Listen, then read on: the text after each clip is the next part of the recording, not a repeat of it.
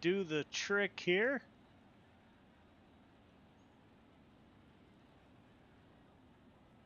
He didn't miss much up front as the caution came out. John Hine at the front of the field. Randy Shreves, MP2. 55 car of Speeds as they wait for the pace truck to catch up here.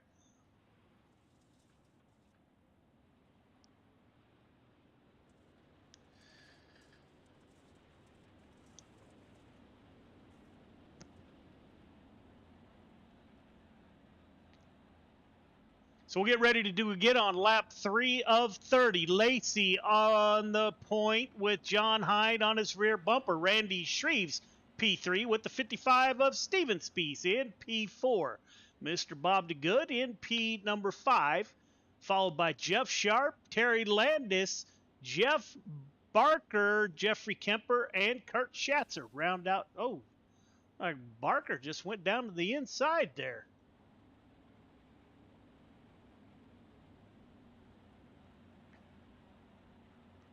Pace truck will exit this time by. Lights are off.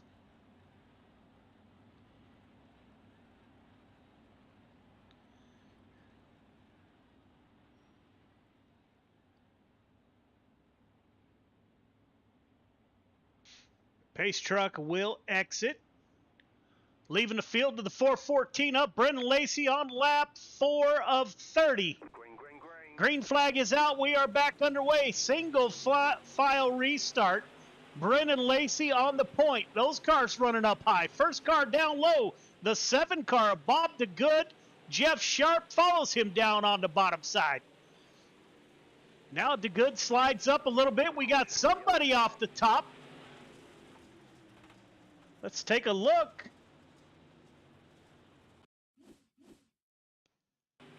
See if we can't find who. Now we're riding along with the 71 of John Hine.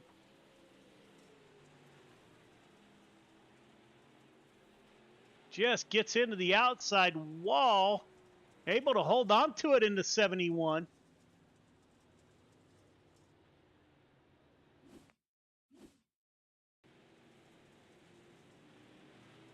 Spees in the 55, Shreves in the 56. Spees slides down low, gets up into the front end of the 56 of Shreves. No place for Shreves to go. Goes off the top. So we'll line them up and try once again. Tonight's replay is brought to you by Malcolm's Mills Mill Riding.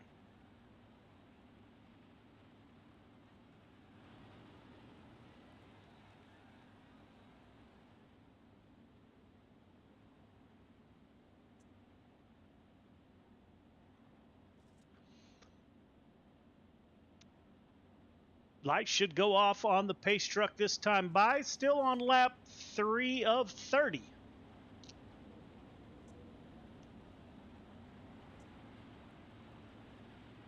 Now 4 of 30, I guess. We're going to double it up here. You'll have Brendan Lacey with John Hine to his outside. Spees into good in row number 2.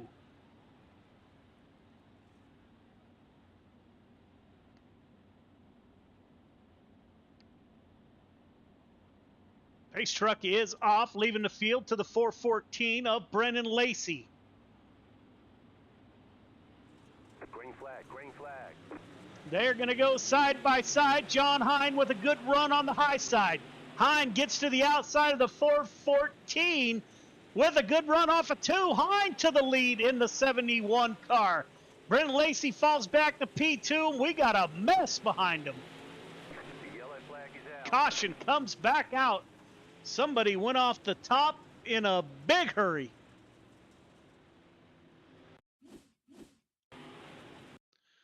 Watch the 7 car of Bob DeGood, the red and white machine. Trying to go into the corner 3 wide. DeGood slides up in front of Barker.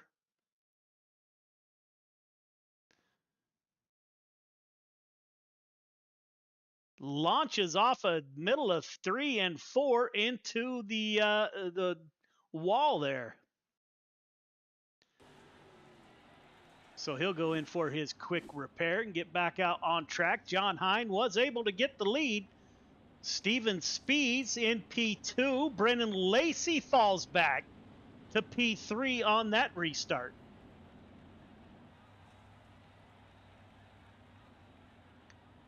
Jeff Sharp behind Lacey in that 28 machine, followed by Jeffrey Kemper in the 181. Kurt Schatzer in the 218 machine. Tyler Benefield is P7 in the 224. Cody Graham in the 08 machine is P8. John Krupa, I guess. Apologize, John. Is in P9. Brandon Templeton rounds out your top 10. At the moment, John Hine on the point. Lights are off on the pace truck, getting ready to go once again.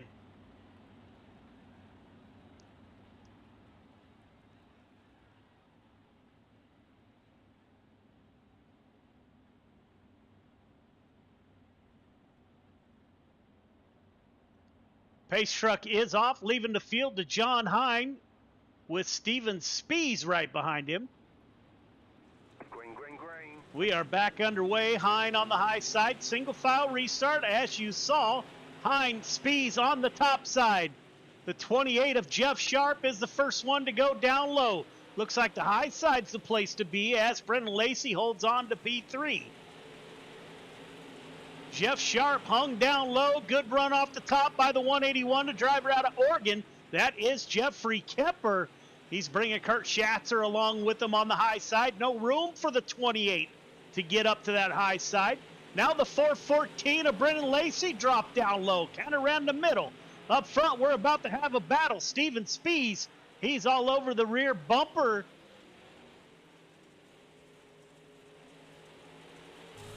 Up that 71 of John Hine. Those two putting on a heck of a show up front, Spees and Hine.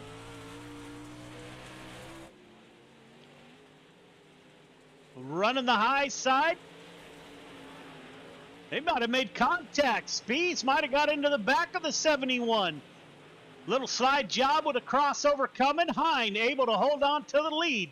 The yellow flag is out. Caution comes out. Looks like Barry Goldner there. It's the 36 car upside down. Let's take a look.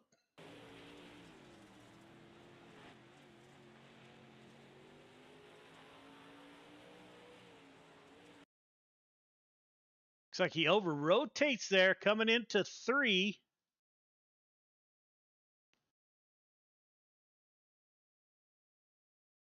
Bob DeGood had a rough race so far. Gets into the side of the 36.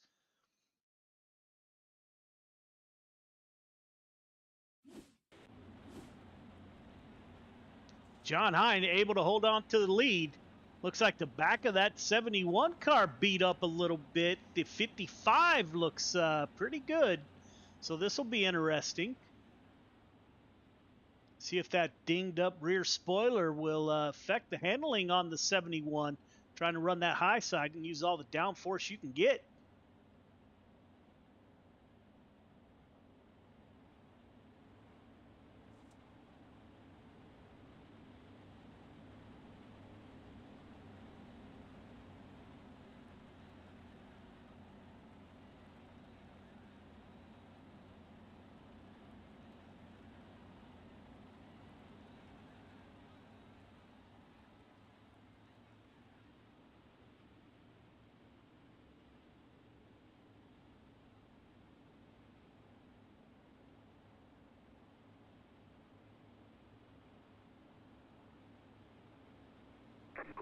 Green flag.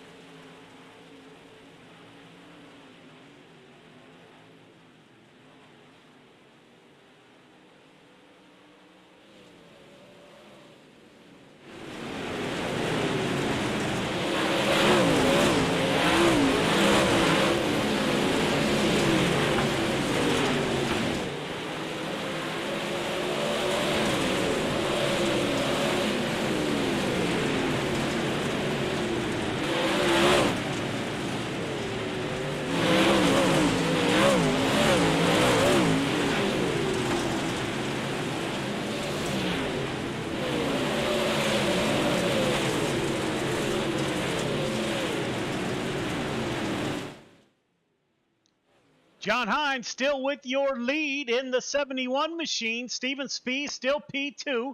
Brendan Lacey recovering in the 414. Starting to get a rhythm in that red and white machine. He's up to the back bumper of Spees. Kurt Schatzer throws it down low in the 218. He's currently in P4. Kemper has fallen back to P5 as the caution comes out for Randy Shreves.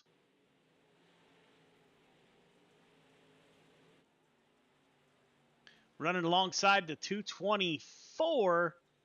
Gets a little bit of help there. A little tap over the top he goes.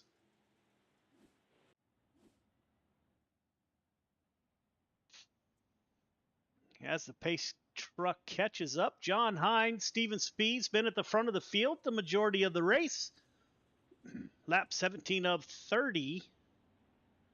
We get a word with your top three at the conclusion of the race.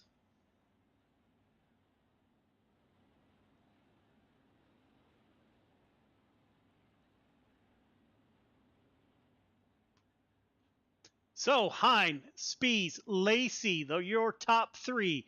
Kurt Schatzer, Jeffrey Kemper round out the top five. Sharp, Chapman, Templeton, Benefield, Terry Landis are your top 10.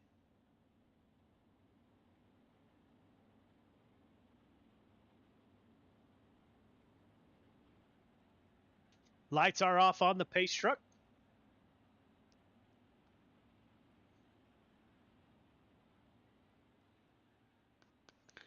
John Hine once again will bring the field to the green flag.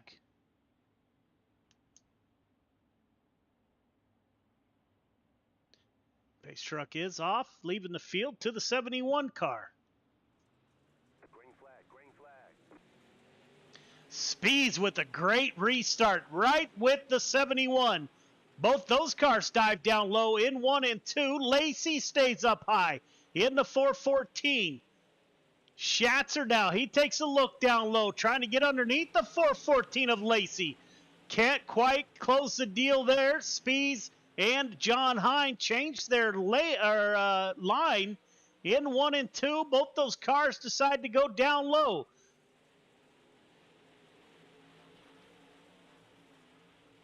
Lacey keeps the 414 up high.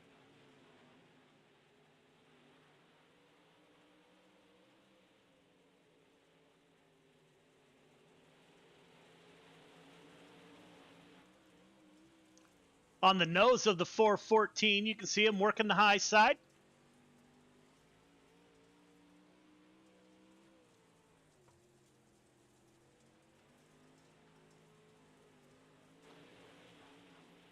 Lap 22 of 30, John Hines, Spees, Brennan Lacey. Been the running order for the majority of the race. Kurt Schatzer once in the top three. First one on the outside looking in at a podium. Looks like we got a wad of cars. Jeff Sharp, Jeffrey Kemper, and Zach Chapman, Brandon Templeton.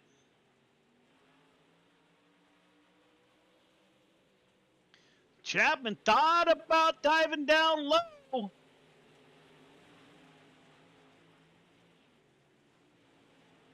These guys running out of laps in a big hurry. They're going to make their way up front. It's go time. Steven Spees made a pass on John Hine. Hine's going to try to cross over. They'll go down low. Hine, Spees, side by side. Lacey goes off the top. The 414 of Brennan Lacey running in third place goes off the top behind Hine and Spees. Let's take a look at what happened.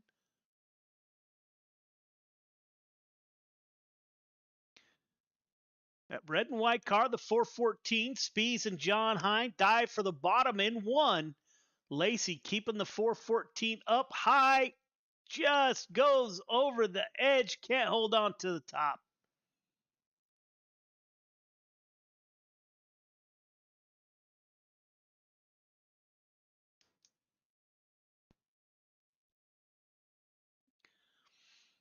So that'll mix things up at the front of the field. That should put Kurt Schatzer in the final podium position on lap 26 of 30.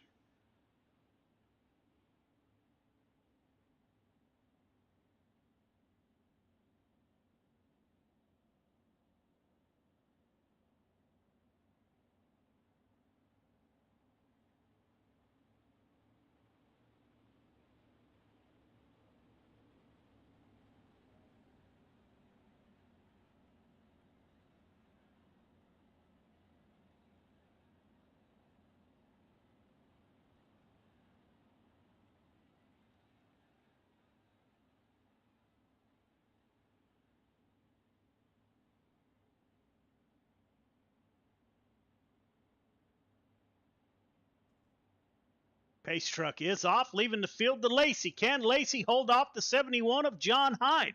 Green, green, green. Lap 26 of 30. Hine decides to go up high that time by. Looked like we were going to go 4 wide with Sharp, Kemper, Schatzer, and Hine.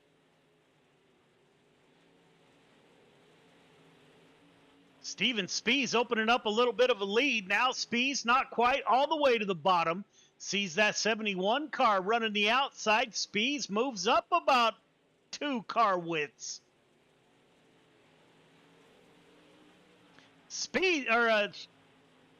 Hine into the wall on the front stretch, able to continue.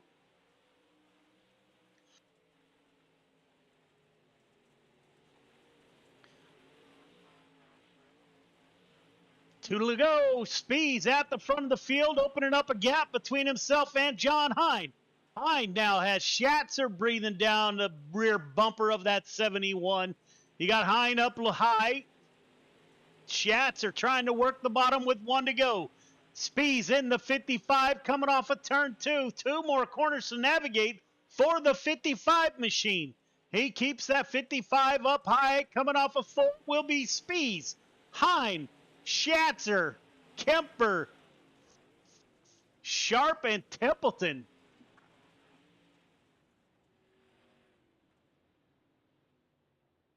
We will get a word with your top 3 here momentarily once they get in line and get their podium shot here.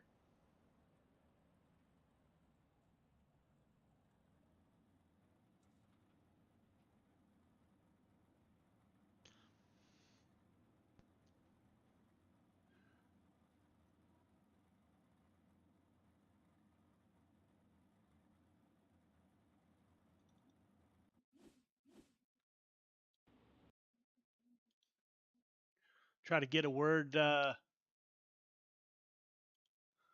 with the 218 car of Kurt Schatzer, waiting for him to get up in the booth. See if we can't get a word with him.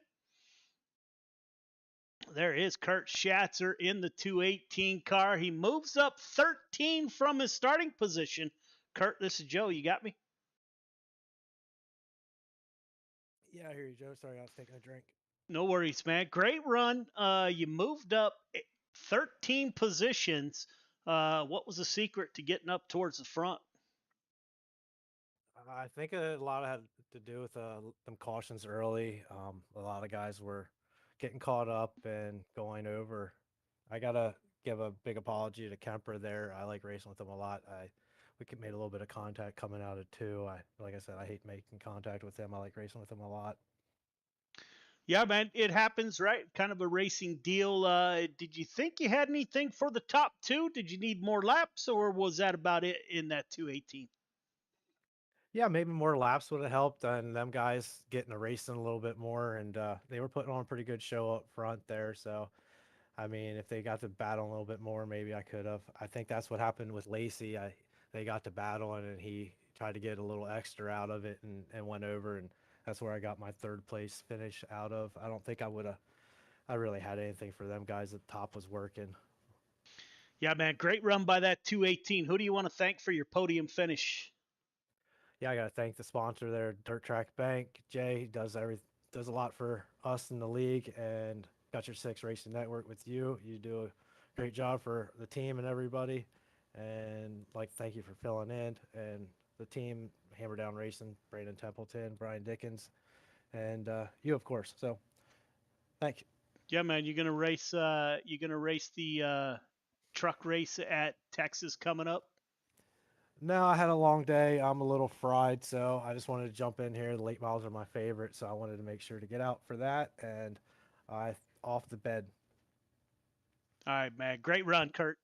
All right, thank you. See ya. Yeah, man. John Hine in the 71 car ran up front the entire race. He started second, finished second. John, this is Joe. You got me? I do. How are you, Joe?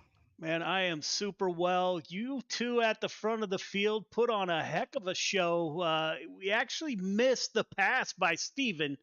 Next thing I knew, you were running in P2. You changed your line late. Did you think that the high line came back in because Spees also moved up about 2 car widths once you did that? Is the high side the place to be late? Yeah, it was, and I probably should have stayed up there, but I saw a lot of tack down there, and I thought, well, let me give this a try because sometimes there, especially over in 1 and 2, you can really make ground up over there, and I have in the past, and it was actually working there for a brief bit, and then I thought I got the harebrained idea to try it over in 3 and 4, and that just kind of killed momentum. And Steven got me, and we're going to have a gambler meeting now and institute, team orders not to pass a 71. So, we'll call that the Steven Spees rule for the team. So, but Yeah, he man. did great. He did great, and I do want to apologize to Kurt. I think I got into him in the heat. I saw he and the 08. I thought they were going over the edge there, and I don't know if he saved it or what. My teammates were watching, and they said, "Oh, yeah, you guys made a little contact."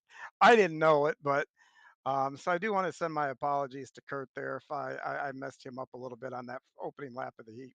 Yeah, I'm sure he'll appreciate it. Man, so do you think that you had anything for Spees? Because he didn't seem to go up to the top as quick as you did. He moved about to the middle. Do you think you had anything for him with a Yeah, few more laps?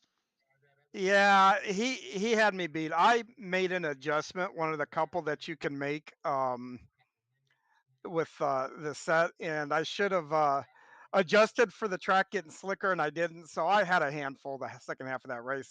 That car was wanting to over rotate really bad. Well, you brought her home P2, man. No complaints. Shouldn't have any complaints. I know I wouldn't. Who do you want to thank on that 71 for a P2 finish? Well, I'd like to thank you for coming in and broadcasting. I love listening to you broadcast. I think you're one of the best in the biz, so I can't wait to go back and watch it. Want to thank everybody that's tuned in here tonight. Want to also thank Extreme Speed TV for coming on to title sponsor everything. The Cruise Shop, Gambler Motorsports, all the guys down there, they make it a lot of fun. Except for tonight, I'm a little salty with Steven. That no passing thing really needs to be discussed. But last and definitely not least, gotta thank my wife. Married the perfect woman. She lets me do this and doesn't give me a lot of grief for it. So need to give her a shout out when I can. Yeah, man, that's awesome. You gonna run the trucks? You and I did broadcast a few weeks Uh, of asphalt yes, together. You gonna run the trucks tonight? I am, and you may want to keep the camera on me because I'm probably going to be a moving chicane, and then probably a lot of action is going to be caused by me not knowing what the hell I'm doing out here. But we're going to have fun. That's what we're going to try to do. All right, man. We'll see you in the trucks. Absolutely. Thanks again, Joe. Yeah, man. Steven Spees in the 55 brings her home P1, moved up 4 from his starting position. Steven, this is Joe. You got me? I got you, Joe. Man, you two put on a great show up front. You kind of all ran, or you and John ran the same line when he went down low, you went down low in 1 and 2. How'd you make the pass, man? I apologize, I missed it. How'd you get by that 71? I don't remember exactly where it happened either, to be quite honest with you. I was getting good runs off of him in 3 and 4, though, and I think we kind of started playing around and trying different lines. I was trying to find wherever he wasn't to see if I could make it work, and he was probably knew I was right on his bumper and needed to figure out if there was something better down low. So, one of those times finally just got there, I think, on his outside, and then it's a lot easier when somebody's not right in front of you and you got clear track. So I was able just to focus and go from there. So he threw it up high, kind of late in the race, probably last 5, I would say, to go. Did you see him go up high? You were still down low in 1 and 2. You moved up probably to the middle, but never to the high side. Did you see him up there? No, I didn't know where John was running once I got around him. I know I didn't hear him, and I saw my relative that there was at least a little bit of a gap, but towards as we were getting late in the race, I think I tried top in 1 and 2, and also in 3 and 4, and in lap times, I was getting a couple 2 or 3 tenths quicker, kind of going into the corner low to mid, and just kind of letting it slide up, getting that car straight, and being able to get on throttle early instead of riding around the rim. So just stuck with what got me there, and lap times were still good, so just stuck with it. Yeah, man, your patience paid off. You brought it home P1 in that 55 machine. Who do you want to thank for your victory? Yep, just always like to say thanks to all the Gambler teammates. That was a lot of fun racing with John. We're usually really even, and I think it showed there. We had a lot of close racing, and at least for once we didn't crash each other, which was nice. And thank you for coming in and taking care of the broadcast here and making this happen. We appreciate that. Yeah, man, you guys watch the broadcast back. You might not invite me back. Forgot where the buttons are. I forgot. Man, it takes 3 weeks at my age. You forget everything. So, yeah, man. Yeah, you're focused on that real stuff now. So we gotta chat about that too, Joe. Check your stagger. I saw your video. It looks like your car's turning a whole lot. Check your stagger. I love it, man. Send me a message. I'll take all the help we can get. I know the feeling, man. Hopefully you're having fun, but whenever we're not doing that, we have fun here doing the pretend stuff, and have a good time still. Yeah, man. Thank you. Have a good night. Thanks, Joe. Yes, sir. There you have it, ladies and gentlemen. There are the Pro Late Models Coast to Coast Racing League. We are at Lernerville. Tonight is Cool Ray Hometown Heroes. We will take a quick break. When we come back, we will be in Texas on the hard surface with the NASCAR truck. So we'll take a break. We'll be right back. History repeats itself. History is always happening over and over again. So one of the ways to stop a theme, one of the ways to stop something from reoccurring is to first of all admit it.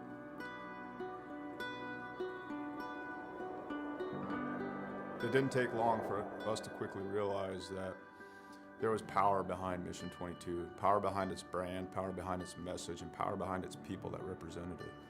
All right, my friends, day 19 of 22, the 22-day push-up challenge. Day 19 means 418 men and women have possibly committed suicide in the last 19 days. I went and looked up my ship, the USS Rushmore. More people who have killed themselves by now than ever served on our ship at one time in just 19 days. 19, 20, 21.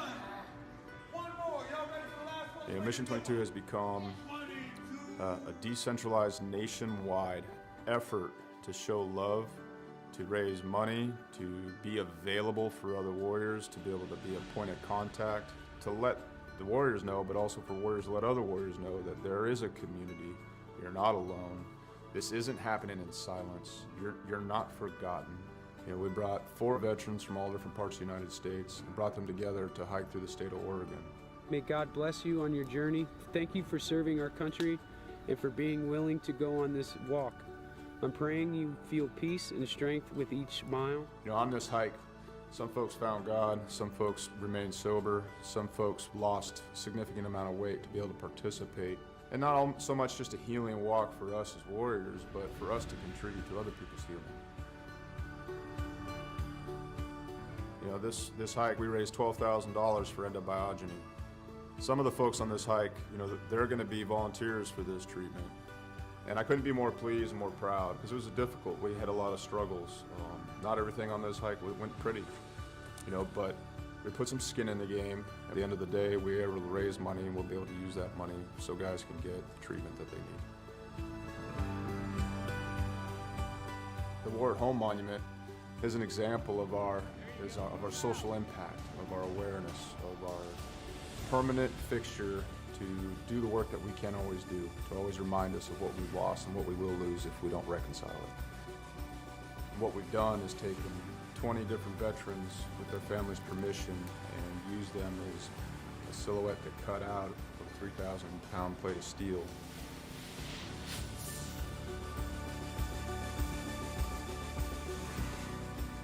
These warriors are placed in a V, and this is to show the size of the problem. This is to show the empty space they leave behind.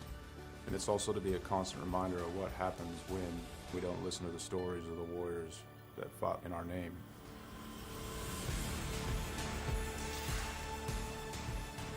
Because it's not okay. It's not okay that everyone didn't know about veteran suicide. It's not okay that these things were a secret or left unsaid, or that it was shameful It's not okay that it's shameful to suffer alone and suffer in silence, because if you ask for help, that you're no longer a warrior, that you're weak. Yeah. So I come back and like I thought everybody else changed. So I pushed my family away. And it took a long time to really realize it because I didn't want to look internally. You know, I got my Class A CDL and hit the road. I was on the road for about 8 years trucking. And this makes me think about how insignificant all of the major things going on are. I mean, what, 1,000,000 years ago, that blew up. And, you know, over time became this. Whether it's hiking mountains or building monuments, it takes a community to heal a warrior. Warriors didn't get damaged and didn't become separated from the sunlight of the spirit on their own. It happened in the name of this nation. We can change the way we think about war, how we think about warriors, how we think about ourselves, and what we think we're going to do in the American community. We can do it now. We can do it here. And there's going to be another generation of warriors coming. We can set the tone to create a culture that grabs them up and loves them and smothers them in resources, in opportunity, right now.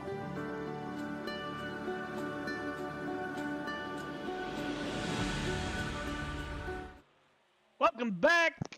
We are at Texas Motor Speedway. NASCAR trucks, little change of pace for us. The trucks are out on the track. It looks like Brad Wetzel at the top of the board. Sean Grace in that 27 car. He is P3 so far. Take a look at the leaderboard. Joe Canellis is with us in that one machine. Brennan Lacey in the 414. We saw him in the Pro Late Models. Mike Cramner in the 70 machine. Cody Graham in the 08 out on track. Peter Thompson. Looks like we got a full field.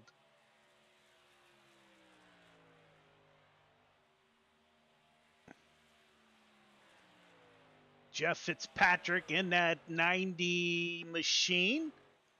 Barry Goldner back with us in the 36.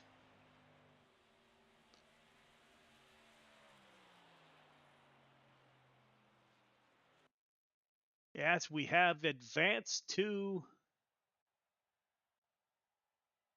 qualifying. Let's see, we'll try to follow the cars as they come out on the track. See who comes out first here.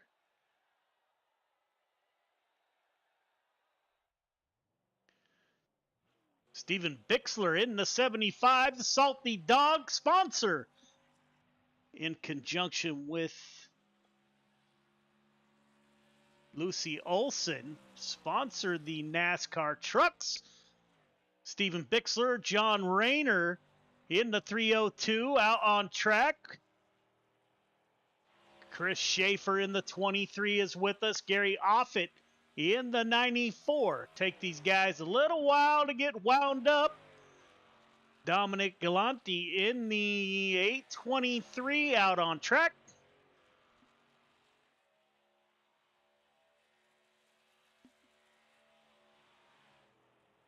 Cody Graham coming off a pit road in the 08 machine.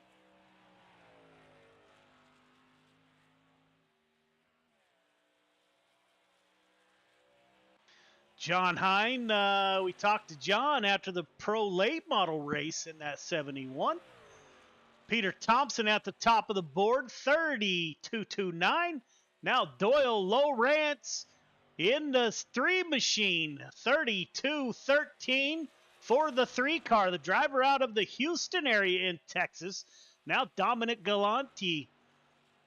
Sean Grace to the top of the board.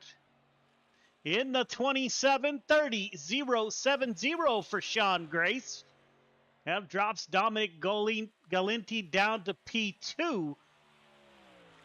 Chris Schaefer jumps up. Doyle Lawrence captures the lead on his second lap in that 3 machine, 30.008.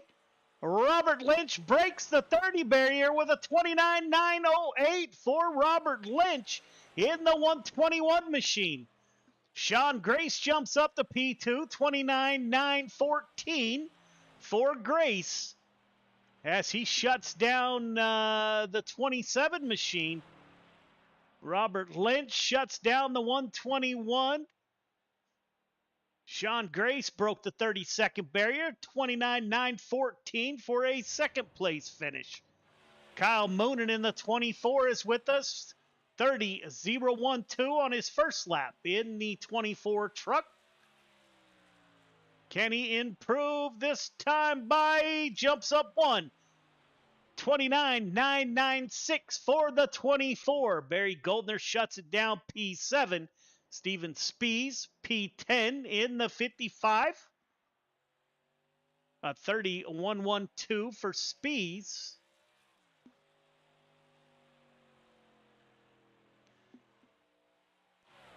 Peter Thompson still out on track. 12th quick, 32.14, shuts it down in the 04 machine. Jack Clevenger in that 78, currently 14th quick, 32.84 for Clevenger.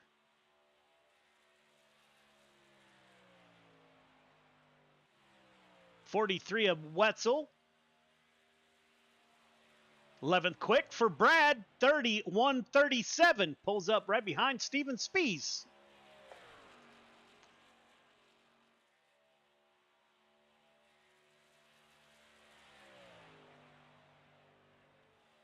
Can he improve on his second lap? Spees in the 55, Wetzel in the 43. The last two cars. Yes, sir. Wetzel 30.023, fifth quick. Can Spees improve? He goes across the line.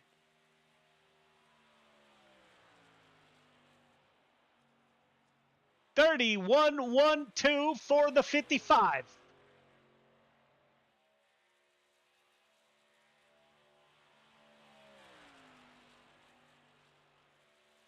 Coming off of turn number 4. Dives the 55 down to the bottom.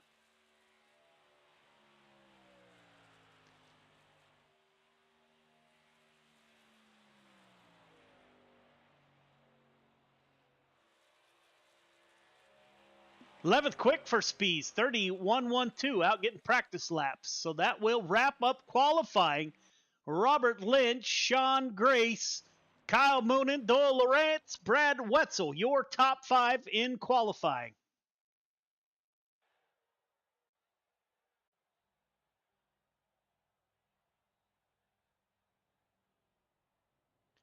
Robert Lynch, Sean Grace on the front row, followed by Kyle Moonen and Doyle Lawrence in row number 2. Brad Wetzel, Gary Siegelkow in row number 3. Mike Cramner, Barry Goldner in row number 4. Dominique Galante and Chris Schaefer in row number 5.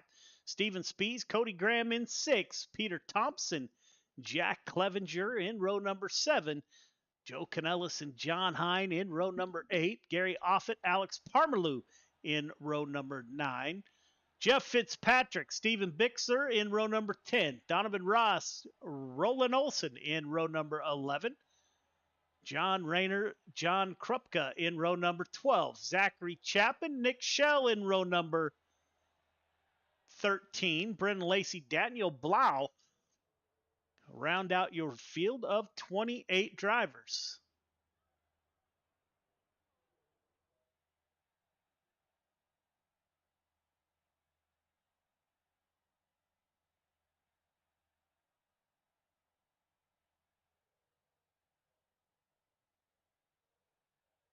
Drivers getting their final instructions.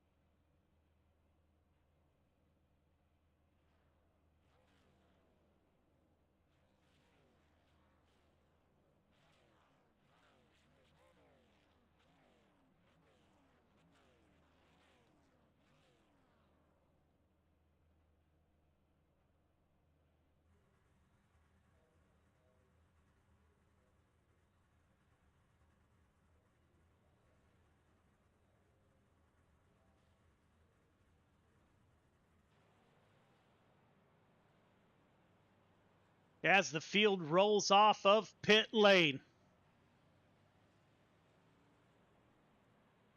See the sponsors of the NASCAR trucks on the top of the windshield there by Robert Lynch, Lucy Olson, and the Salty Dogs. Tonight's race brought to you by Cool Ray, sponsors Hometown Heroes. Sean Grace to the outside of that 121 in the Red Bull machine.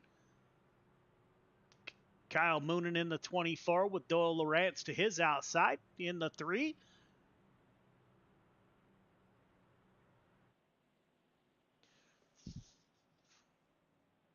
"75 laps here at Texas." Asphalt's kind of new to Coast to Coast Racing League. I have not raced in an asphalt race. I take that back. I think I ran in a couple with Coast to Coast Racing League, but it's been a long time. They are a part of the show now. As the pace truck dives off of the track, coming off of turn 4, will leave the field to Robert Lynch Jr. in the 121. The green flag is out. Sean Grace, I believe, was the winner champion in the somebody hard into the inside wall.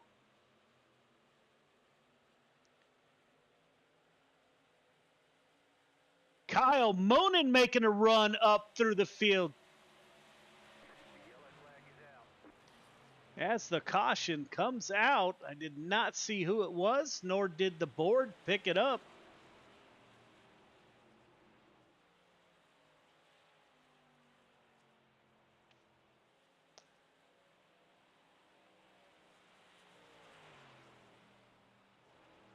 We will line them back up and try once again.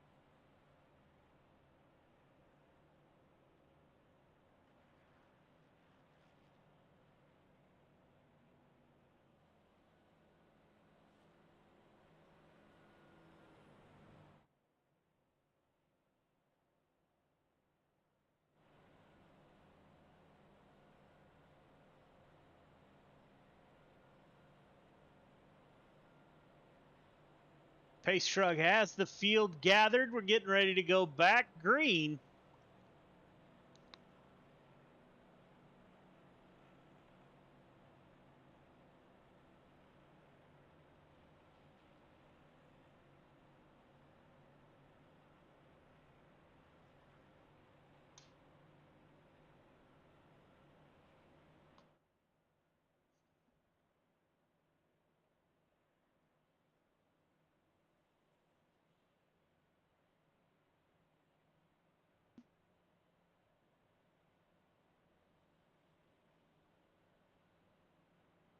See if we can't find the standings here real quick.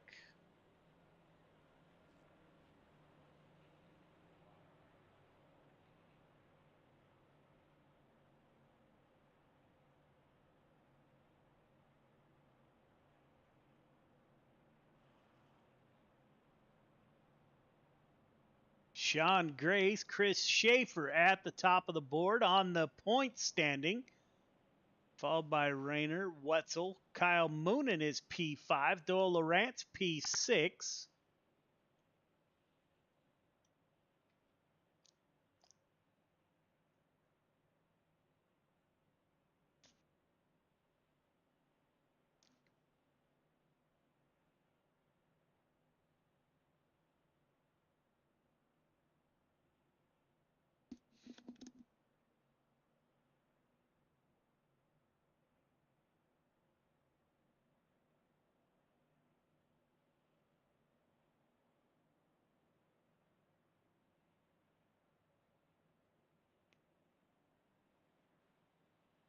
Lights are off on the pace truck.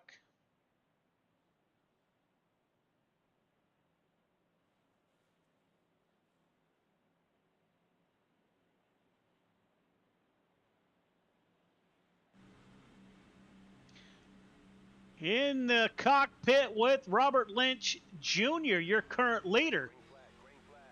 Go with second place, Vanderbilt 24 of Kyle Moonen as he goes up through the gears.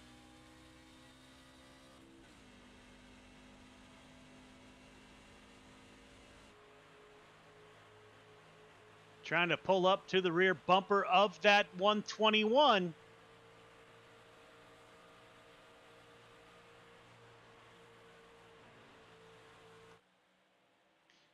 Might have pulled up to the rear spoiler of that 121. Might have got him a little bit loose. Top three trying to get single file. Brad Wetzel kind of gets shuffled out. Doyle Lawrence with a little bit of space between himself and that 43 car.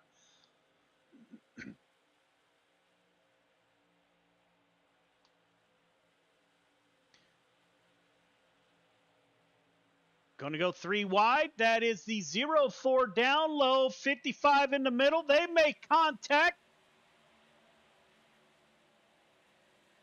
Might have been Mike Cramner on the outside that got shuffled back.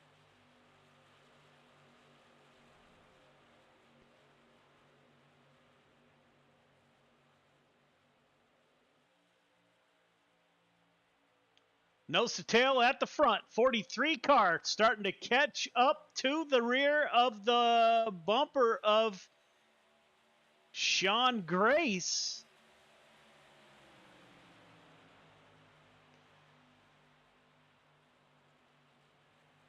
Looks like they all get out of line going into turn number one.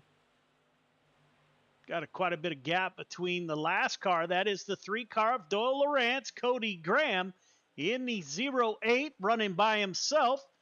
Clevenger and the 04 of Peter Thompson in P7 and 8.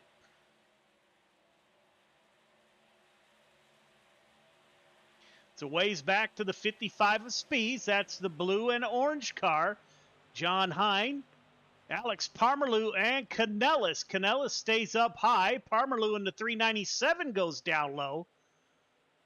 Gets a good run off the bottom. Parmerlew's going to run up alongside the 71.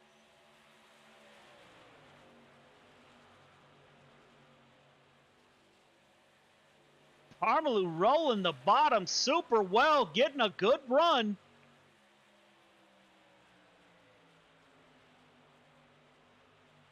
You're not missing much up front. Still nose to tail. Lynch, Moonen, Grace, Wetzel, Doyle, Lawrence. Now the Wetzel and Lawrence were a bit behind. They've been able to catch up to the front pack.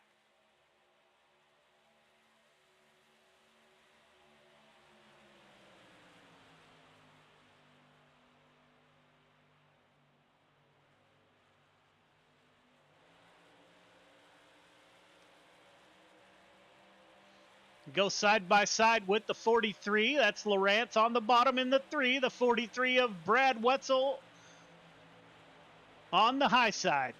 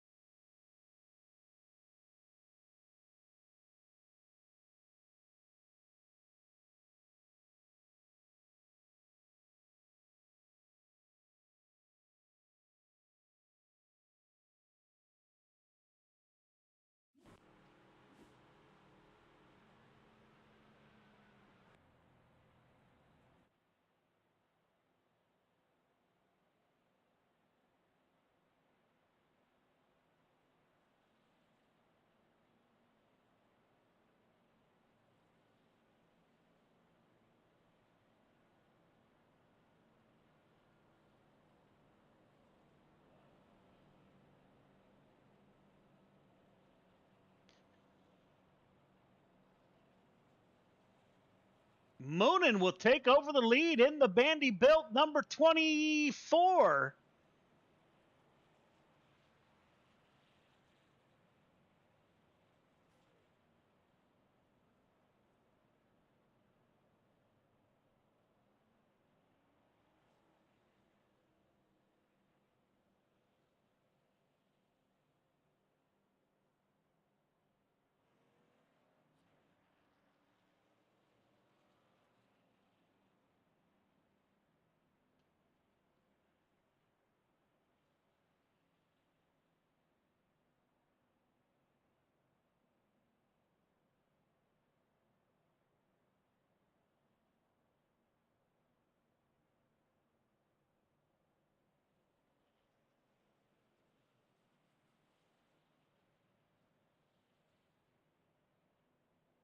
Robert Lynch ducked into the pit road from the lead. He comes back out in 12th position.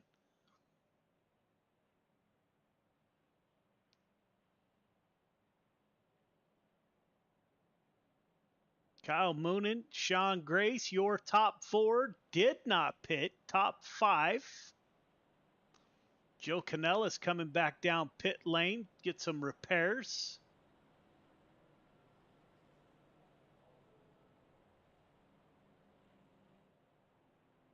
Trying to get the 1 car repaired back out on the track.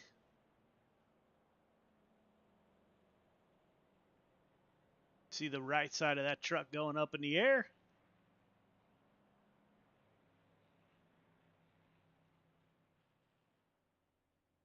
Off he goes.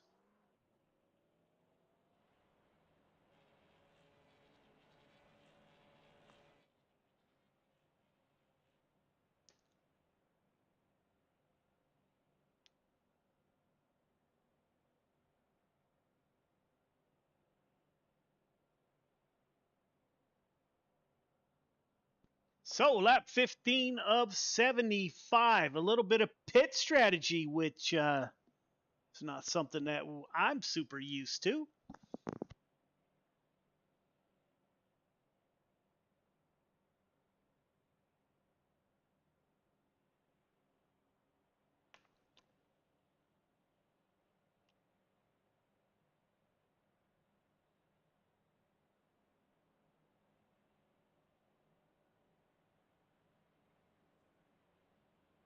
We'll have to keep an eye on Robert Lynch Jr. in the 121. Dove to pit road from the lead, led the first 10 laps or so.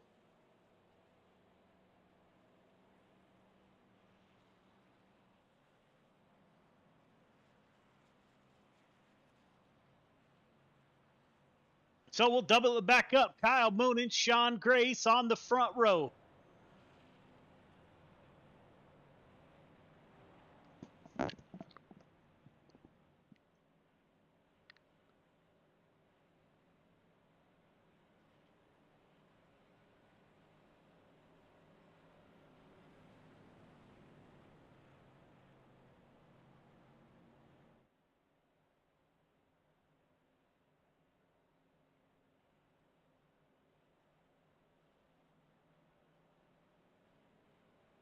We will go green next time by. Lights are off on the pace car.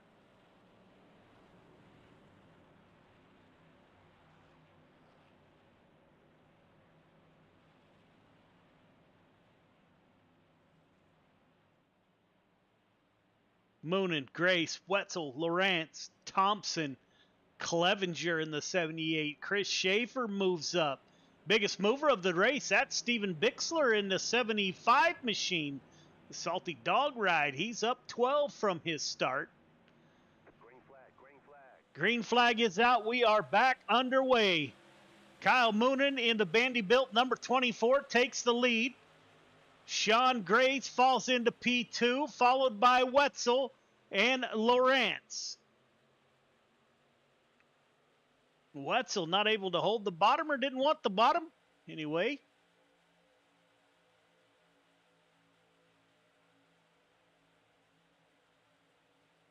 36 car. We're still 2 by 2. Fitzpatrick in the 90.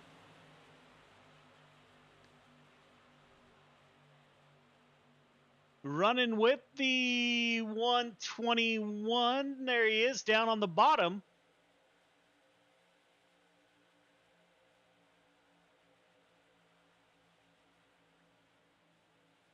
.302 of Rayner trying to get up through the field. 75 thought about coming down low, thought better of it. Keeps that ride on the outside. We're 2 by 2 in the back. We're at P8 through about 14.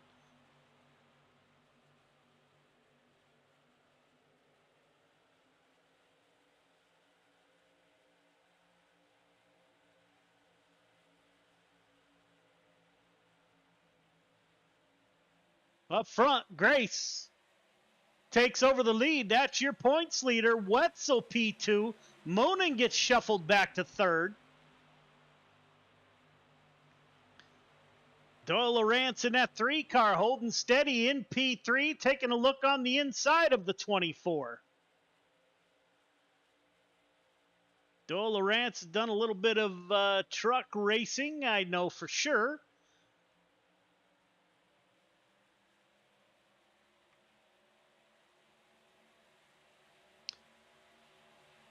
It's like the top 7 broke away from the field. Chris Schaefer in that orange and black ride.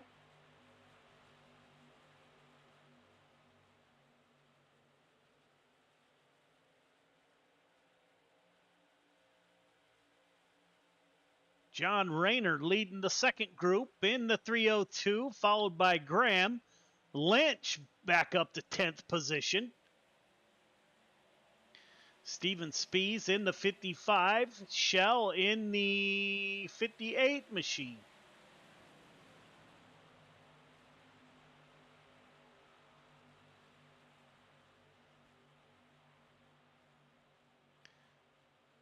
John Hine in the 71, running P21. Got the 98 car in front of him. That's Kruppa.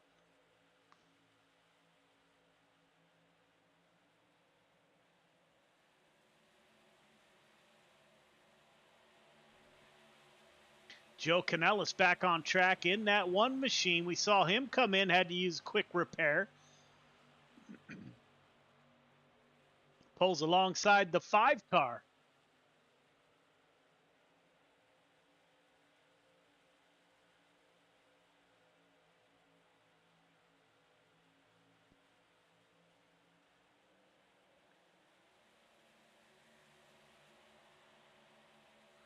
Looks like everybody's starting to get settled out here.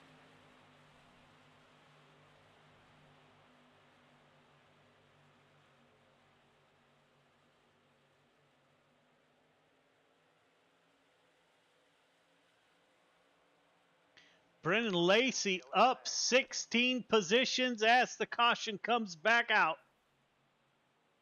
Looks like John Rayner.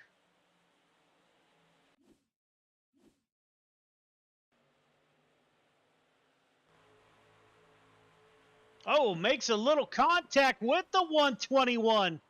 That turns Rayner around.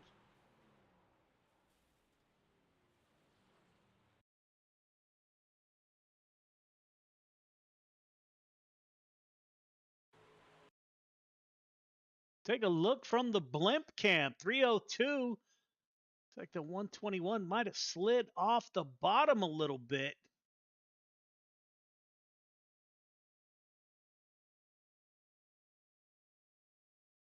This makes slight contact.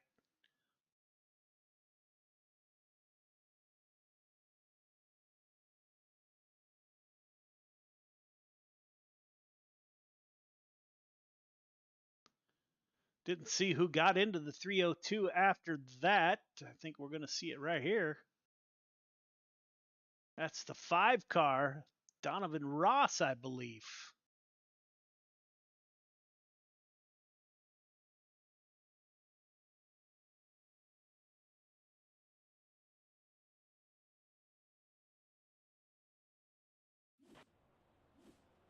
So, bunch of cars on pit road. Gary Sigelcow stays out. He inherits the lead. Everyone else pitting on lap 26 of 75. Sigelcow.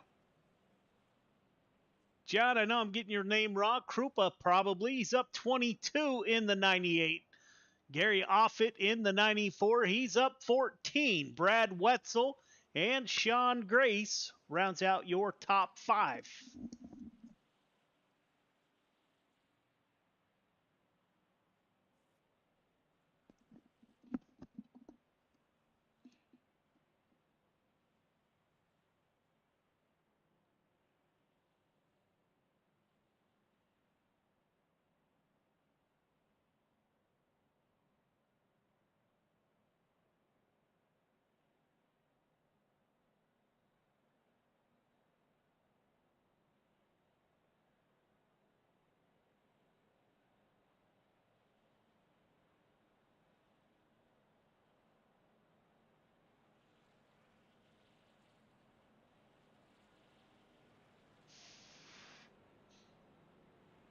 So the pace car is still out on track. We still have some cars on pit road.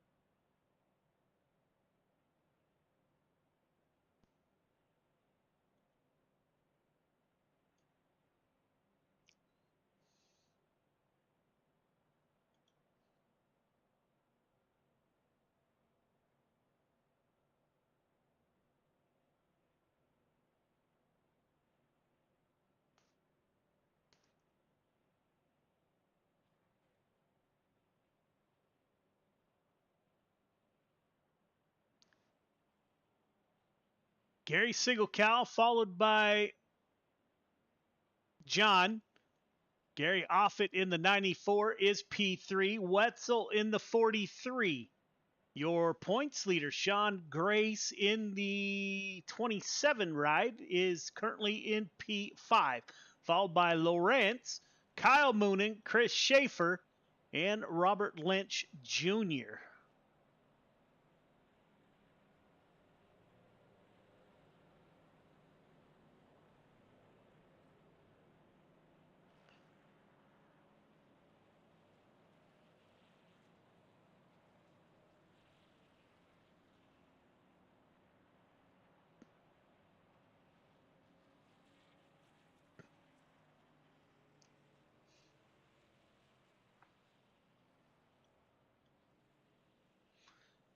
So we're going to double it up. Get ready to go back green on lap 28 of 75. We have a long way to go.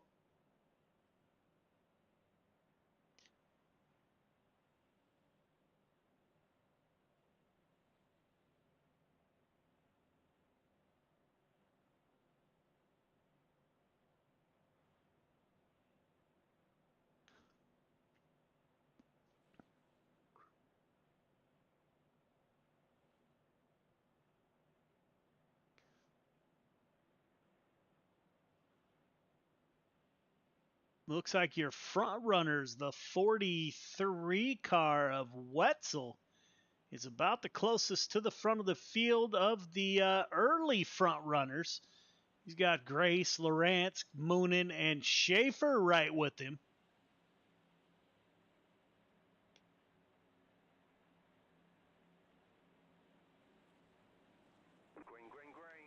Green flag is out. We are back underway. It is Gary Sigelcow at the front of the field. Breaks away from the field a little bit there.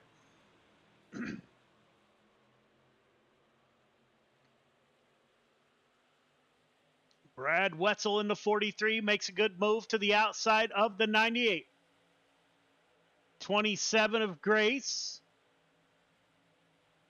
Doyle Lawrence following the 27 of Grace to the front.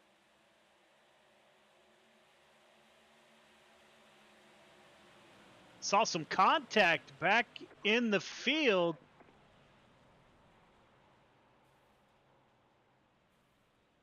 Bunch of cars involved.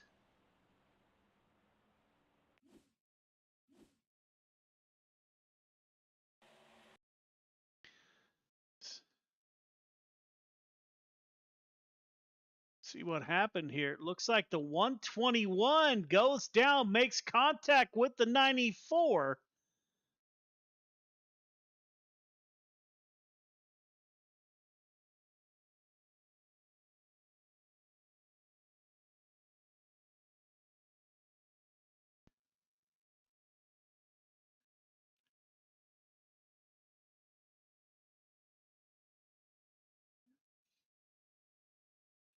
Bunch of cars involved in that one.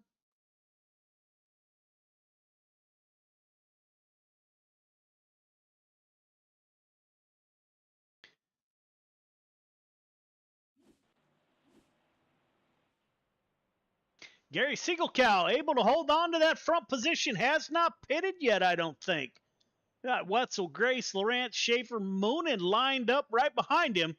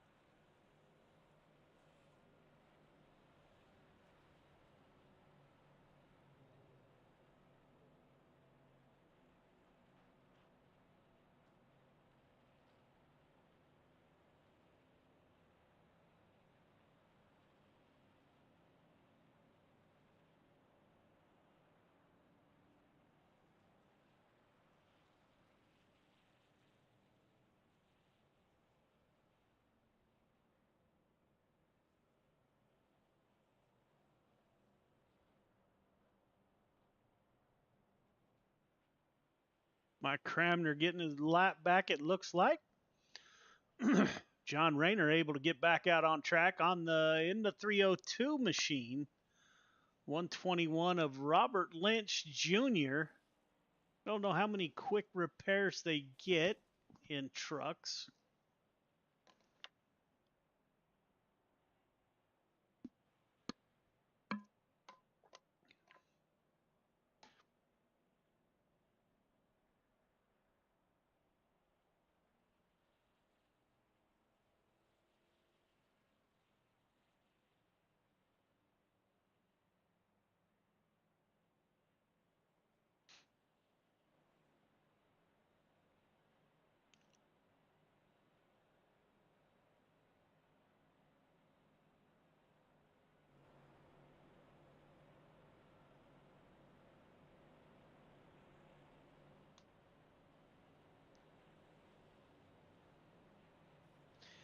Roger Craig telling two quick repairs in the truck series.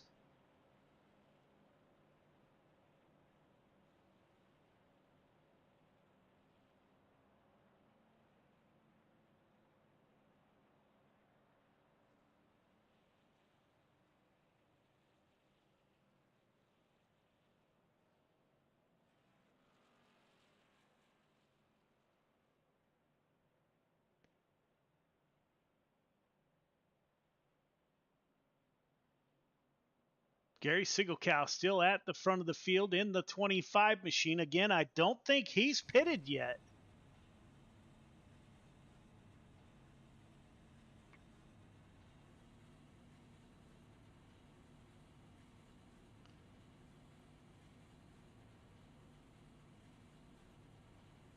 Lights are still on the pace car.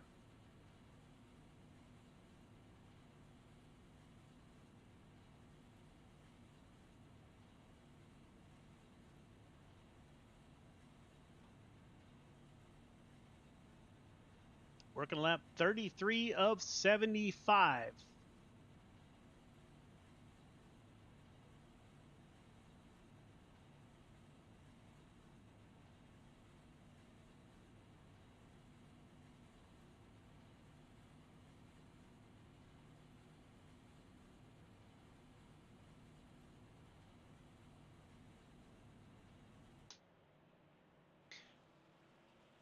Going to double it up once again.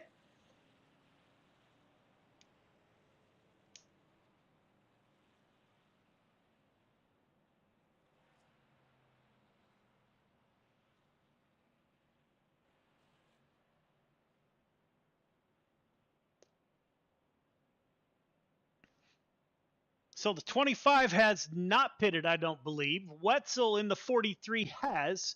Sean Grace in the 27 has. Lawrence, Schaefer, Moonen have all pit.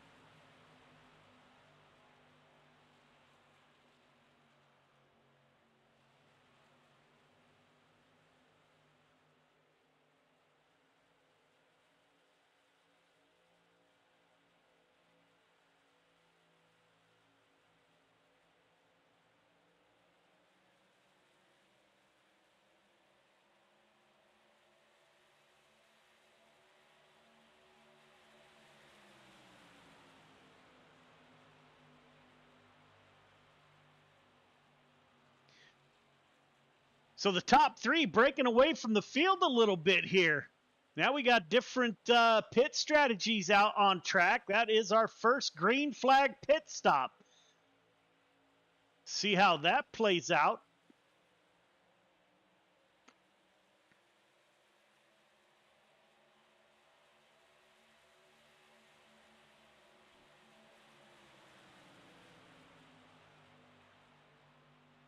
It's like the front two are now starting to pull away from Kyle Moonen in the 24 as these tires get wore. Different driving strategy. The 121 of Robert Lynch making his way back towards the front. Got by Parmalu in the 397.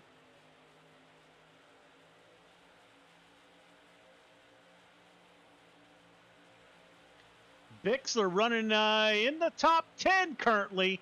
He's got John Hine and Doyle Lawrence and Jack Clevenger coming. John Hine jumps to the outside, gets behind the 75, slows the momentum of the 71. Clevenger and Lawrence trying to get by on the bottom.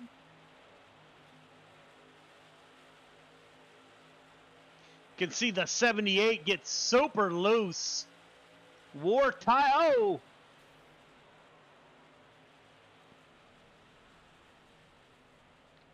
Steven Spees to the infield. No caution.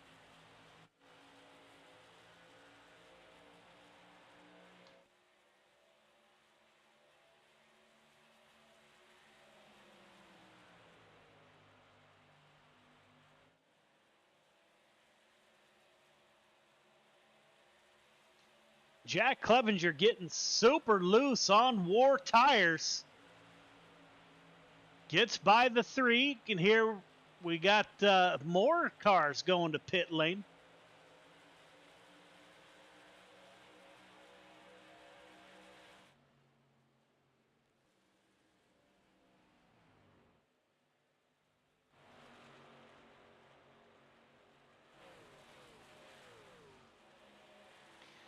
Jack Clevenger still fighting that 78 car. He'd be ready for tires here at any moment.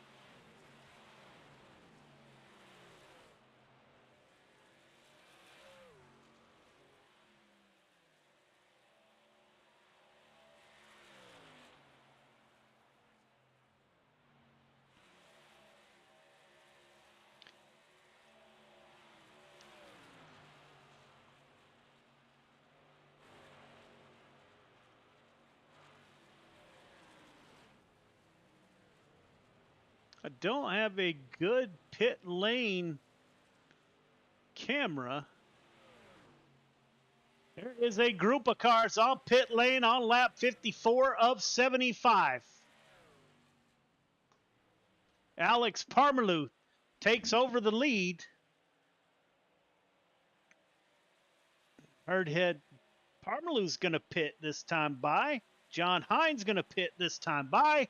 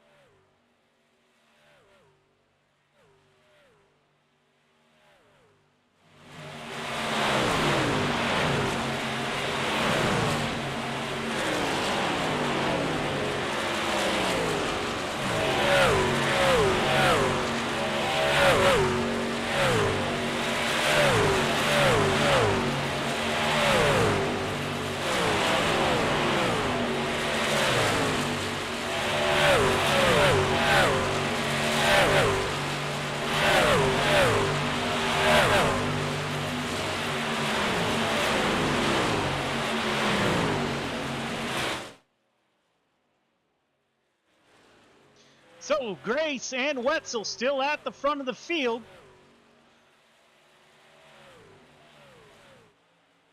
On lap 61 of 75. So we're getting down there. Kyle Moonen is a ways back from second place Wetzel in the 24. Moonen pushes way out wide at the exit of turn 4.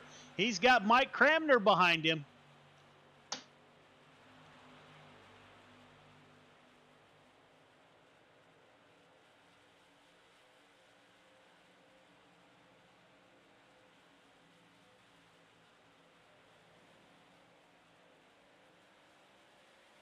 Cody Graham in P4. Brennan Lacey running right with us, with him and Chris Schaefer. So that's a battle for position between those three. That is 4th, 5th, and 6th.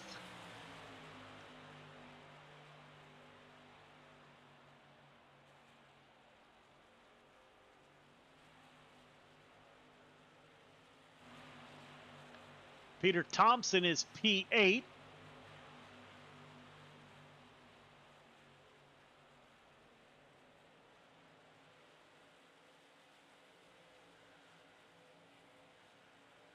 Dill Lawrence trying to get by Joe Canellis, and he will do so. Siegel Cow in the 25, John Hine in the 71, P12. Clevenger in that 78 machine.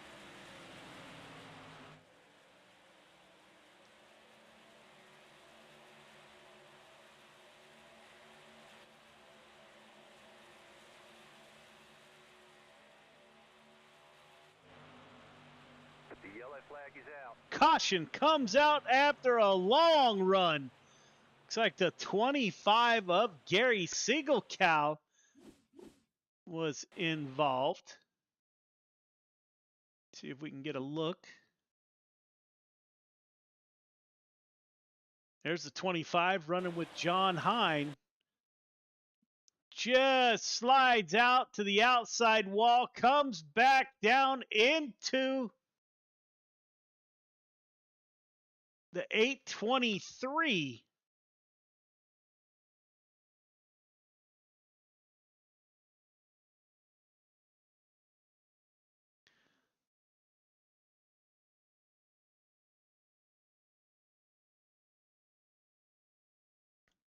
So caution comes out on lap 66 of 75. Sean Grace didn't want to see that come out. Yeah, we'll bring the field back to the rear bumper of Grace and Wetzel.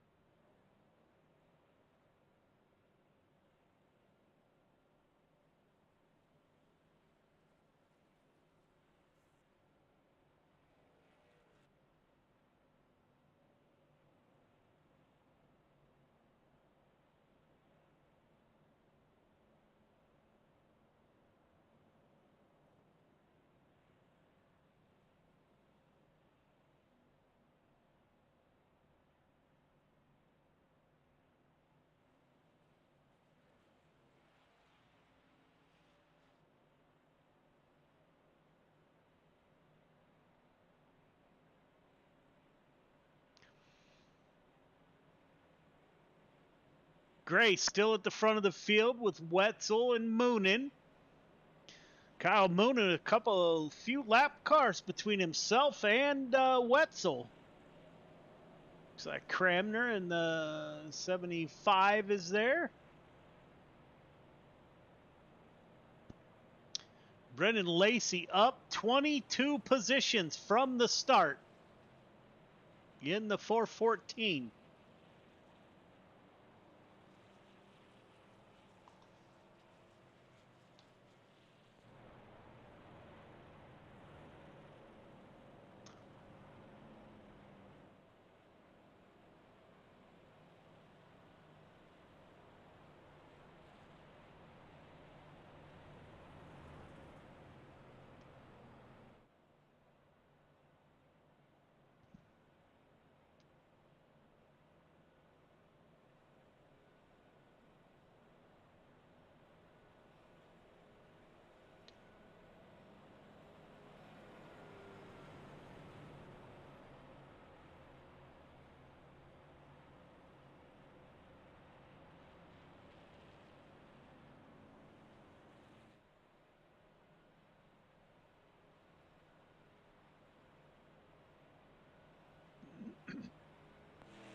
Fitzpatrick in the 90 car.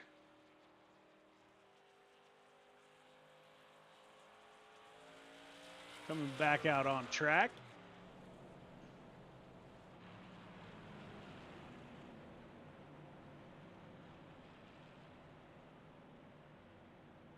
As the lights go off on the pace truck, at my board, it looks like the 90 car is the last car on the lead lap in P13.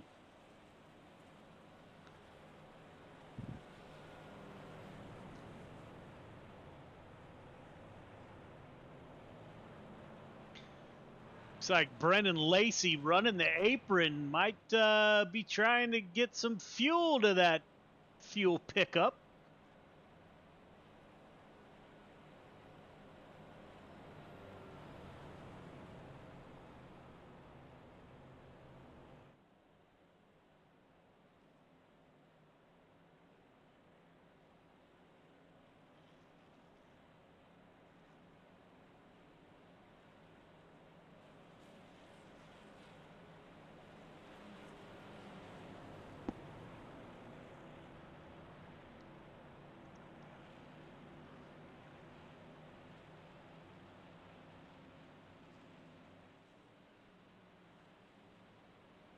So here we go. Pace car will make its left-hand exit onto pit lane.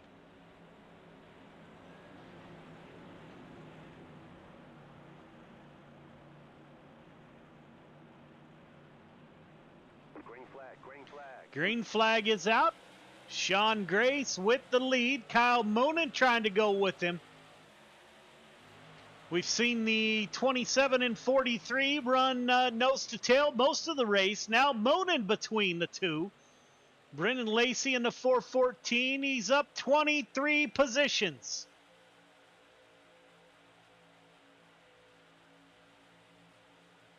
The 08 of Graham to his outside.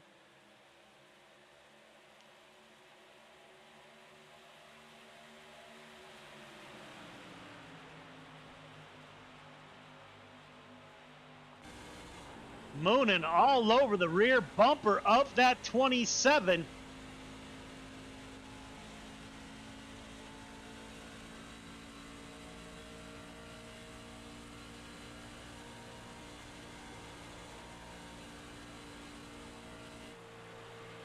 Look back from your leader, Sean Grace, on lap 71 of 75.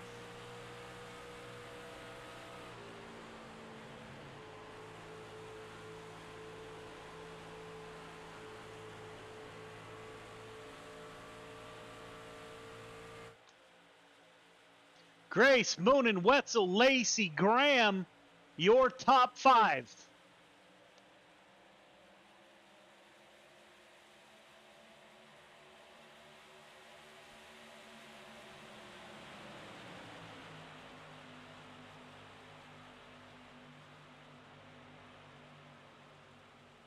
When it was time to go, it looks like the 24 got the message, started at the front, Your top 3 started in the top 5 for the night.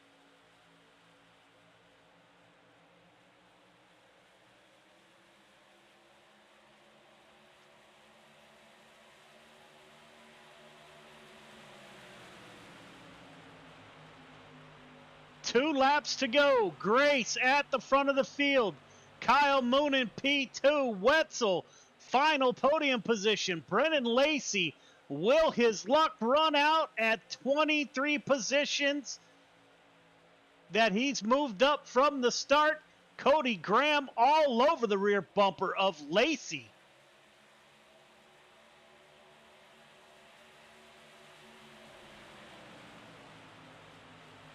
White flag is out.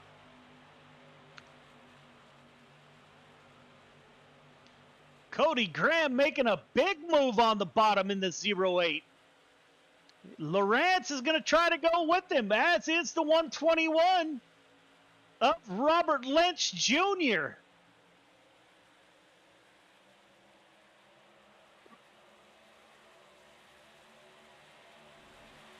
At the line, Grace, Moonen, Wetzel, your top 3. Graham, Lawrence, Lacey, Lynch Jr., Clevenger, Thompson, Canellis, your top 5. Brennan Lacey in the 414 moved up 21 positions from the start and brings that machine home in P6. We will get a word with your top 3 as soon as they get a podium picture.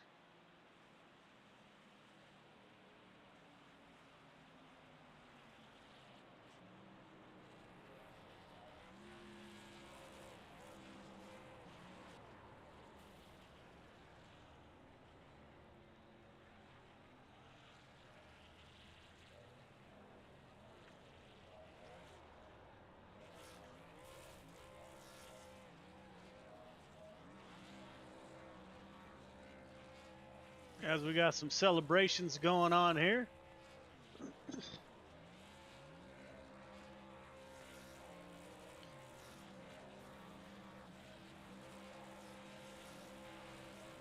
Get a word with your top 3 here momentarily. See if we can get Brad Wetzel up in the booth.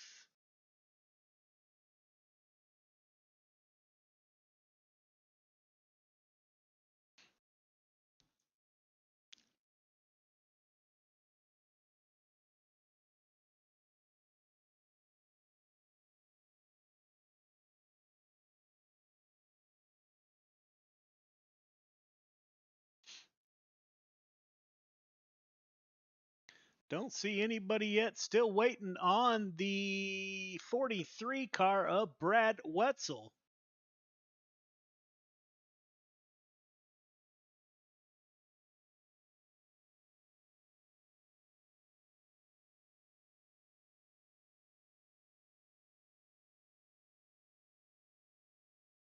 Tonight's Hometown Heroes brought to you by Cool Ray. Tonight's race brought to you by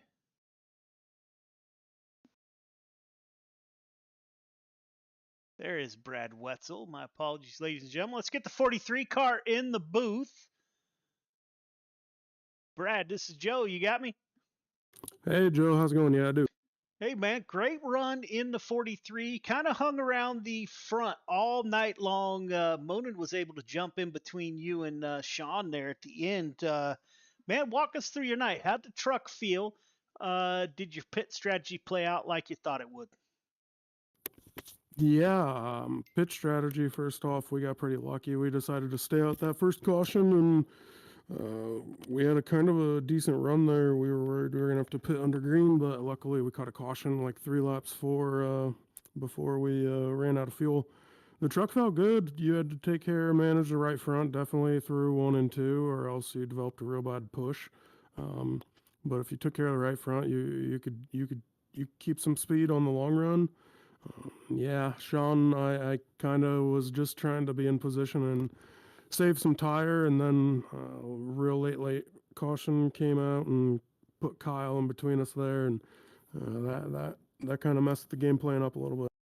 Yeah, man, late caution, right? Always adds complexity to the race. We saw a lot of cars, as is typical at Texas, getting loose off the exit of turn 4 into that outside wall. Did you have any problems in that particular area? Were you prepared for that? Yeah, no, I didn't really feel any issues through 3 and 4. It was really 1 and 2. It would definitely step out. The rear end would get loose through the center of 1 and 2 if you didn't lift. But no, I didn't notice anything in 3 or 4. All right, man. Great run by that 43. You started fifth, brought it home on the podium. So a great night all in all, man. Who do you want to thank on that ride for your podium finish? Yeah, first I got to thank the Bandyboat guys and Stephen Goldner for the awesome paint job. I'll just need to remember to change my wheels next week. I got to thank C2C and Roger Craig and everyone for putting the series on. I got to thank you for being in the booth. They're always entertaining to watch. I appreciate the time and effort, energy you put into this. Yeah, man. Great run. Have a great evening. You too, sir. All right, man. Kyle Moonen moves up one from the start. Kyle, this is Joe. You got me? Yeah, I got you. Yep. Hey, man. Great run in the 24. You kind of moved to the back, not all the way to the back, and worked your way back up through the field in that Budweiser Bandy built machine. Used to seeing that in a sprint car, and here you are in a truck at Texas getting it done, man. How was your ride tonight? Oh, it was good. It was really good. Made a few mistakes there on pit road and kind of at the beginning over driving, 1 and 2. But this pavement stuff's fun, to be honest with you. I'm fun with it.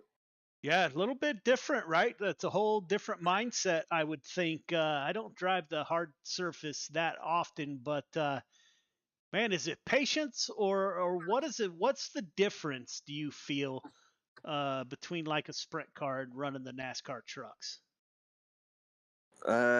Man, there's definitely a ton of difference. You got at like Texas, a place like this, you got to watch your tires a little bit. Where on dirt you can pretty much run it as hard as the track will let you, for as long as you can. But place like this, you gotta watch tires a little bit more, which makes it fun. It changes it up a little bit. The fuel runs are fun. We didn't have a ton of cautions, which was nice, so we got to race it out a little bit more. Yeah, man, I'm not sure I could stay concentrated that long. You getting those long green runs, and man, you stayed focused. You got a late caution that allowed you to get in between Sean and Brad there, and brought that 24 home P2. Man, great run as always by you, man. Who do you want to thank on that ride for a podium finish? Just all the guys at Bandy built, Ross Cronette Velocity Race Designs. He paints all of our sprint cars, but Goldner actually painted this one, so I got to thank him for that, and all you guys for the broadcast and everyone for the league. Yeah, man, great run, and have a good evening. All right, appreciate it. You too. All right, man. We'll get a word with your winner. Sean Grace moves up one from the start to put it in victory lane. Sean, this is Joe. You got me? Yep, loud and clear. Man, good run in the 27 machine. Kind of patience paid off. I thought you and Brad were going to run away from the field, man. The late caution came out. That had to that added some complexity to the whole deal. But man, you stayed calm and cool in the 27, drove it to victory lane. How'd you get there, and how was your ride? Oh, the ride was awesome. I really just wanted to stay up there, at least within the top 3 all night, just to stay out of the wrecks and stuff. Everyone did a really good job tonight. I mean, we had a couple back-to-back cautions there, but other than that, man, everyone raced pretty clean tonight, kept their truck under them.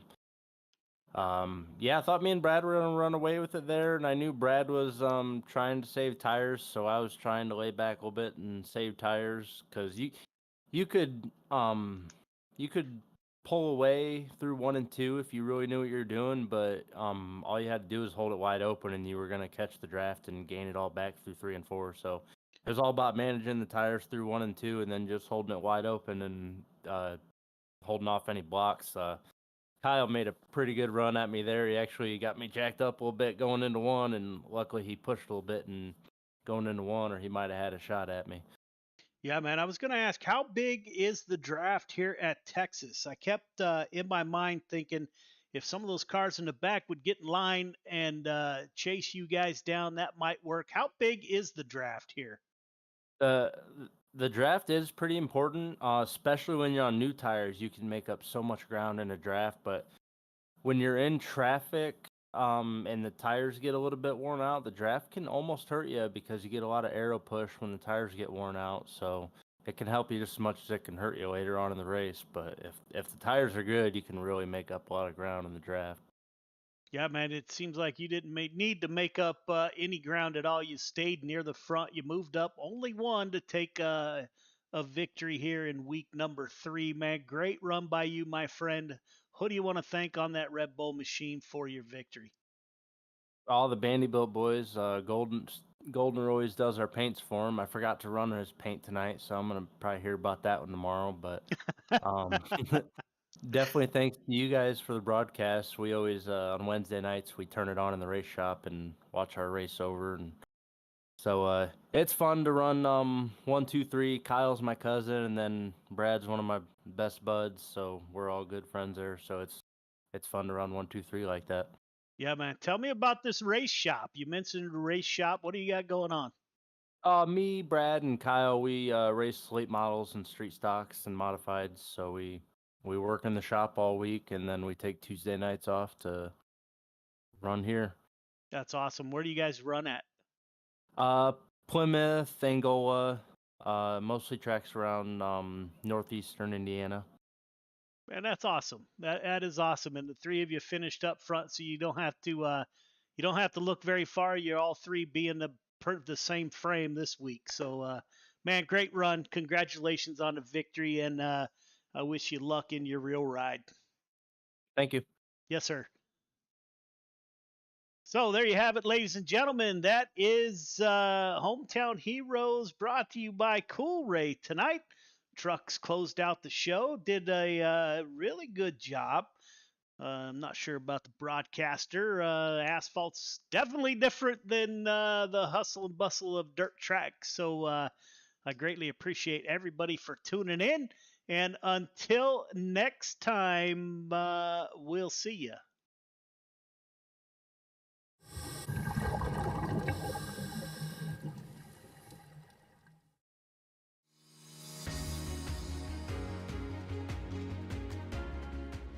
My name's Nick Powers, and I'm the president and lead instructor of Warfighter Scuba.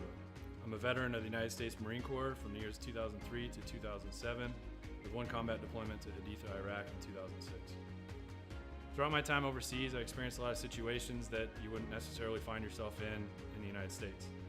IEDs, getting shot at, rocket attacks, mortar attacks, you name it, it happened. When I got out of the Marine Corps in 2007, I tried to adjust back to civilian life, and the whole time you're in, you just can't wait to get out. And when you get out, you start to realize, did you make the right decision? 9 times out of 10, most of the guys that get out, they immediately plummet into a depression cycle because you don't have that structure anymore that the military provides you. And this hit me super hard.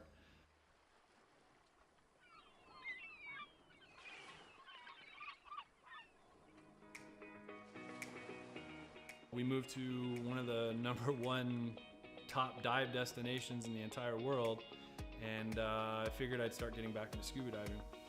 And after our first couple dives, I realized how peaceful it was underwater and how none of my problems followed me.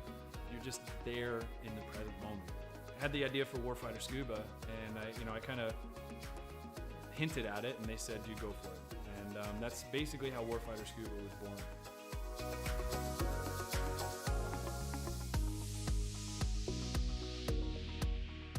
So Warfighter Scuba is a nonprofit. We're a 501c3 nonprofit with the IRS. We bring combat wounded veterans down to the Caribbean to teach them scuba diving to treat their wounds. Whether their wounds are physical or mental, such as PTSD, scuba diving is a extremely therapeutic activity for mental stressors and for physical ailments. Mentally, as soon as you go underwater, your body just reacts. It's not normal. You're not meant to breathe underwater. It automatically puts you into the present moment.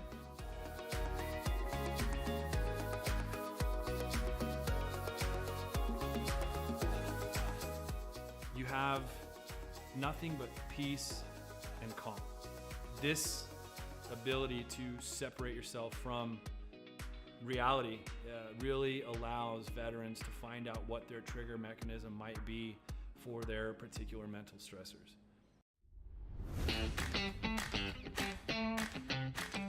So every veteran who comes through our programs gets a 100% funded trip. Each veteran also receives a round-trip ticket from their home of record. That ticket will bring them straight into Roatan, and their entire week stay, their hotel, their meals, their snacks, everything's paid for. So that veteran can get an entire week away from reality and completely separate from any kind of problems they might be facing at home. So each veteran receives very private and intimate training sessions when they come down to Roatan. You know, we first start in the pool, we do some confined water skills, we'll then switch out to the open water dives. From that point on, it's not even training anymore, it's just fun. It's learning on a level that I don't think most people have experienced before. We do all the certifications for them that we can in a week at their pace, you know, from open water to full face mask to nitrox. Every trip that we have, whether it's one veteran or 4 veterans at a time, we just have a blast. You know, there's no bad karma. We've seen sharks, we've seen turtles. I mean, we've seen 4 eagle rays at once. I mean, just the things that happen when we're in the water together are truly, they're just unbelievable. The dedication that these vets have now to scuba diving and to wanting to come back and to help other veterans experience what they've experienced, it hits me in the heart more than most things have ever hit me in my heart. It's truly an honor to take, you know, these heroes into the water. It's really cool to see the transformation that happens to them, you know, from being, oh my gosh, you know, I don't know if I'm gonna be able to do this. You know, I've gone snorkeling a few times, or, you know, I'm not that good of a swimmer. And the funny thing about scuba is none of that matters. You know, you're completely weightless in the water. You could come down and have 0 experience in the water and be one of the better scuba divers out there.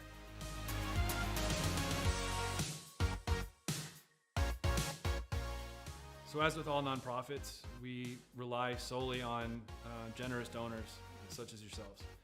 None of these programs could exist without people who are willing to give some of their hard-earned money up to save veterans who might be struggling with everyday life and have that unfortunate thought of suicide.